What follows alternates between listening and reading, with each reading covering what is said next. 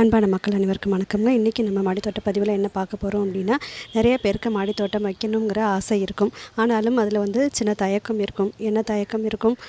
தொட்டிகள் வாங்கணும், மண் கலவை பாட்டிங் மிக்ஸ் வாங்கணும், செடிகள் வாங்கணும், அதை வளர்க்குறதுக்கு உரங்கள், கண்டிப்பாக உரங்கள் கடையில் வாங்கி போட்டால் தான் செடிகள் நல்லா வளர்க்கலாம் அப்படிங்கிற மாதிரியான எண்ணங்கள்லாம் இருக்கும். அதனாலேயே தயக்கங்கள் இருக்கும் மாடித்தோட்டம் அமைக்கிறதுக்கு. இந்த பதிவை நீங்கள் முழுமையாக பார்த்தீங்க அப்படின்னா கண்டிப்பாக எளிமையான மாடித்தோட்டம் எப்படி அமைக்கலாம், எந்த செலவும் இல்லாமல் மாடித்தோட்டம் அமைக்கலாம், நிறைய அறுவடைகள் எடுக்கலாம் அப்படிங்கிறத இந்த பதிவில் நான் விளக்கமாக சொல்கிறேன். ஸ்கிப் பண்ணாமல் பாருங்கள். அதுக்கு முன்னாடி நீங்கள் எங்கள் சேனலை எல்லாருமே லைக் போடுங்க. லைக்கே போட மாட்டேங்கிறீங்க. நீங்கள் லைக் பண்ணிங்கன்னா தான் அடுத்தவங்களுக்கு ரெக்கமெண்ட் ஆகும். அதனால் தயவு செஞ்சு லைக் போடுங்க. டெய்லி நாங்கள் வீடியோ கொடுத்துக்கிட்டே இருக்கோம். ஒரு நாள் கூட தவறாமல் எங்கள் மாடித்தோட்ட பதிவுகளை கொடுத்துக்கிட்டே இருக்கோம். நீங்கள் ஆதரவு கொடுத்தீங்கன்னா தானே எங்களால் அடுத்த கட்டத்துக்கு போக முடியும். அதனால் கண்டிப்பாக எங்களுக்கு லைக் போடுங்க. கமெண்ட்டில் ஏதாவது ஒன்று எப்படி இருக்கோ அதை முதல்ல சொல்லிவிடுங்க. சரிங்க, வாங்க இப்போ பதிவுக்குள்ளே போகலாம். முதல்ல செடிகள் வளர்க்குறதுக்கு தொட்டிகள் கடையில் வாங்கணுங்கிற அவசியம் இல்லைங்க. நம்ம வீட்டில் வீணாக போனால் எல்லா பொருள்களையும் எடுத்துக்கலாங்க. கிச்சன் கண்டெய்னர்ஸ், பெயிண்ட் பக்கெட்லாம் இருக்கும். அதுக்கப்புறம் இங்கே பாருங்கள், எங்கள்கிட்ட குட்டி குட்டி பானைகள் இது இருக்கும்.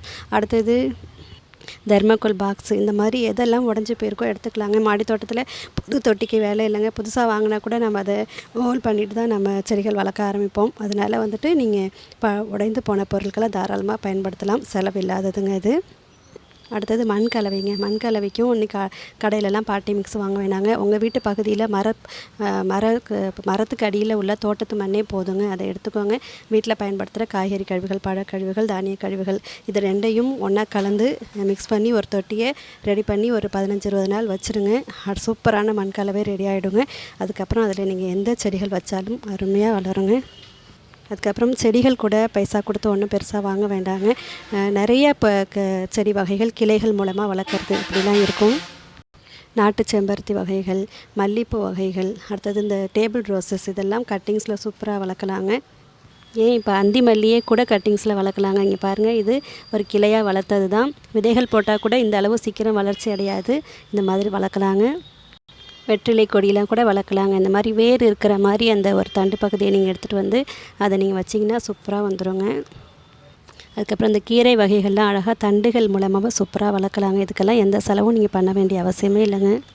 அதுக்கப்புறம் செலவில்லாதன்னு பார்த்தீங்கன்னா, நம்ம சமையலுக்கு வாங்குகிற காய்கறிகள்லேருந்து அதுலேருந்து உள்ள விதைகள் எடுத்து கூட போட்டு கூட வளர்க்கலாங்க. இங்கே பாருங்கள், தக்காளிகள்லாம் நான் உங்கள்கிட்ட ஏற்கனவே இதை எல்லாமே காமிச்சிருக்கேன். நம்ம பால்கனி தொட்டிகளில் போட்டு அதை எடுத்துகிட்டு இங்கே நட்டுருக்காங்க. இது மொச்சைங்க. நம்ம வீட்டிலேருந்து பயன்படுத்தின காய்கறி கழிவுகள்லேருந்து எடுத்தது தான். அதுக்கப்புறம் இந்த பேர் பச்சை மிளகாய்ங்க. இதெல்லாம் நம்ம வீட்டுக்கு பயன்படுத்துகிற சிவப்பு மிளகாயிலேருந்து எடுத்து போட்டாலே சூப்பராக வந்துடுங்க இதெல்லாம்.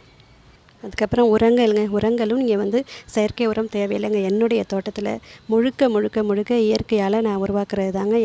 எந்த பூக்களுக்கும் காய்களுக்கும் கம்மியாக இருக்குங்க. நீங்கள் டெய்லி பார்த்துருப்பீங்க, தினமும் தட்டு நிறைய நான் பூக்கள் பறிச்சிருப்பேன். காய்கறிகளும் ஓரளவு, அதாவது எளிமையான காய்கறிகள் தாங்க நான் வச்சுருக்கேன். ஏன்னா இடவசதி இல்லாதனால நான் பெரிய தொட்டிகள் அமைக்க முடியாதனால எளிமையான காய்கறிகள், வெண்டைக்காய், கத்திரிக்காய், பச்சை மிளகாய், இந்த மாதிரியான காய்கறிகள் தான். அதை நான் எடுத்துக்கிட்டு தாங்க இருக்கிறேன்.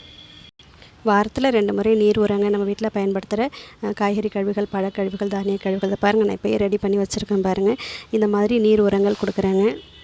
மாதம் ஒரு முறை திட உரம்ங்க. என்னென்னா காய்கறிகள் தோல்கள் எல்லாத்தையுமே அப்படியே நான் மக்க வச்சு செய்கிறேன் இல்லைங்களா, கிச்சன் கம்போஸ்ட்டு. அதுலேருந்து ஒரு கைப்பிடிங்க. எல்லா தொட்டிகளையும் பழைய மண்ணிலேருந்து ஒரு கைப்பிடியை எடுத்துகிட்டு இந்த கிச்சன் கம்போஸ்ட்டை ஒரு கைப்பிடி போட்டுருவாங்க மாதம் ஒரு முறை. இதே மெத்தட் தான் நான் நம்ம தோட்டத்தை நான் வச்சுருக்கேன். தினமுமே நான் எங்கள் தோட்டத்தில் உள்ள எல்லா செடிகளையும் அப்படியே ஒரு ரவுண்டு நான் காமிச்சிட்ருப்பேன். எதுலையாவது ஒரு பூச்சி தாக்குதல் ஏதாவது இருக்கான்னு பாருங்கள், பசுமை குறைவாக இருக்கான்னு பாருங்கள். ஓகேங்க, நான் இந்த மாதிரி இயற்கை முறையில் வளர்க்குறது சொல்லிவிட்டேன் உங்கள்கிட்ட. செலவில்லாமல் எப்படி மாடித்தோட்டம் அமைச்சு நம்ம அறுவடை எடுக்கலாம் அப்படிங்கிறத என்னை பதிவில் நான் சொல்லியிருக்கேன். எங்களுடைய தோட்டத்தையும் உதாரணமாக காமிச்சிருக்கிறேங்க. தயவு செஞ்சு எனக்கு நீங்கள் என்னோடய சேனலை நீங்கள் வளர்க்குறது உங்கள் கையில் தாங்க இருக்குது. நீங்கள் உங்களுக்கு பிடிச்சிருக்கா பிடிக்கலையானே தெரியல. தயவு செஞ்சு நீங்கள் எந்த விஷயமா இருந்தாலும், நான் சொல்கிற ஏதாவது உங்கள்கிட்ட மாற்று கருத்து ஏதாவது இருந்தால் கூட நீங்கள் அதை கமெண்ட்டில் கண்டிப்பாக சொல்லுங்கள். லைக் பண்ணுங்கள், கமெண்ட் பண்ணுங்கங்க. நம்ம சேனலை சப்ஸ்கிரைப் பண்ணி என்னுடைய வளர்ச்சிக்கு நீங்களும் உறுதுணையாக இருக்கணும் அப்படின்னு கேட்டுக்கிறேங்க. நன்றி, வணக்கம்ங்க.